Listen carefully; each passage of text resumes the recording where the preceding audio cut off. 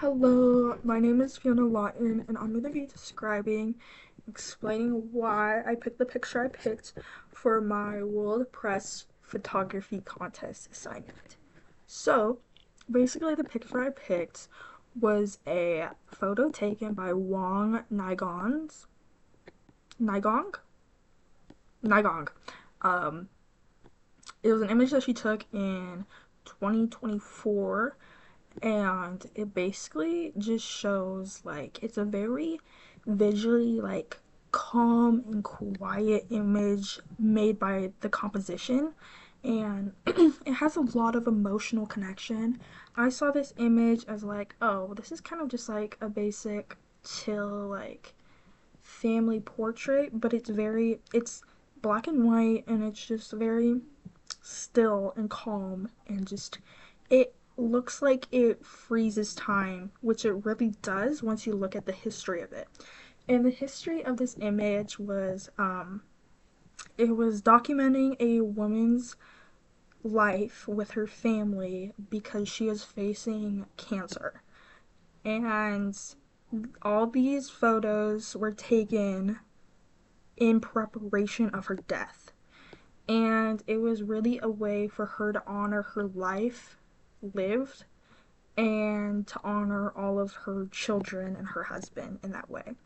And she found it very, I don't know, like, I forgot the word, but it just like gave her peace knowing that her family has these nice portraits of her included, and that could kind of leave her legacy.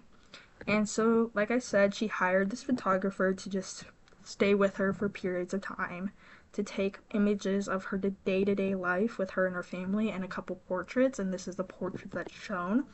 And it just really represents her life with her family because she honored her family. And that was basically her life. Like, she thought that her life was just growing her children to be very strong individuals.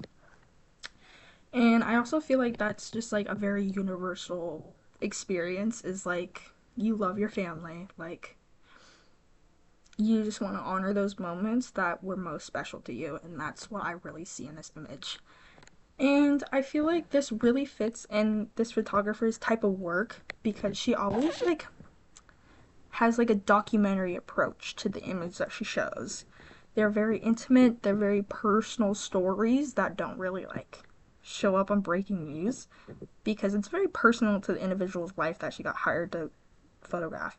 So I feel like it really shows emotional depth in these images, is because yeah, it's a simple family portrait that really like, I don't know, kind of hits harder than others. Once you see it, it sticks out kind of like a sore thumb, and you don't know why until you see the story of behind of these images, and then you realize that this is basically the end of somebody's life that they're expecting, and the one thing that they chose to do was honor their life with their family. And I just find that like it's definitely sad to think about, but it's very honorable. Like, she stayed loyal to her family because that's the one thing she wanted to stay loyal to.